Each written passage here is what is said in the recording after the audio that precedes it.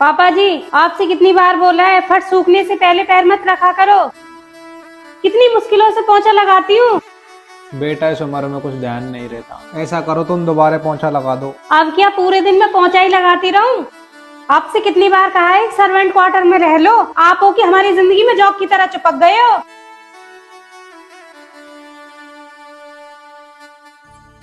शारदा, मैंने अपने जीवन में सारी बचत करके घर बनाया था। नौकरी से रिटायर होने के बाद जो पैसे मिले थे वो सारे मैंने इस घर में ही लगा दिए। लेकिन वक्त का तकाजा तो देख, आज हमारे ही घर में नौकरों के लिए बनाए हुए कमरों में रहने के लिए कहा जा रहा है। आप चिंता मत करिए, वो अभी नादान है। बेटा, तुम अपनी पत्नी को समझा लो। मुझे और तुम्हारी माँ को नौकरों के लिए बनाए हुए कमरों में रहने के लिए बोल रही है।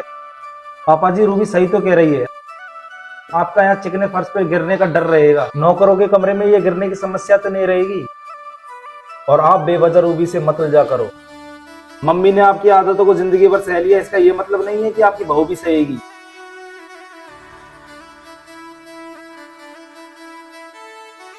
पिताजी, वो 15 दिन बाद में रूबी की छोटी बहन की शादी है, तो वो लोग यहाँ शहर में आकर शादी करना चाहते हैं। तो मैं क्या करूँ? ये घर 10 दिन के लिए उनको रहने के लिए देना होगा। आप चिंता मत करो, मैंने आपके और मम्मी के रहने के लिए होटल के अंदर कमरा बुक करवा दिया है। बेटा, मैं किसी के लिए घर खाली नहीं करूंगा। तुम उनको शहर में कोई और मकान लेकर दे दो। लेकिन रूबी उनको जुबान दे चुकी है और मैं आपसे बहस नहीं करना चाहता। शारदा, मुझे यकीन नहीं होता है हमारा ही बच्चा है। जो कहता था पापा मैं आपका बड़ा होकर बहुत ख्याल रखूंगा, तुम्हें भी तो कितना नाज था इस पर। और आज देख लो इसके तेवर। मगर तू चिंता मत कर, अभी मैं जिंदा हूँ, तुम्हें कोई तकलीफ नहीं होने दूंगा। पापा जी, मैं और रूबी 2 दिन के लिए इसके घर जा रहे हैं।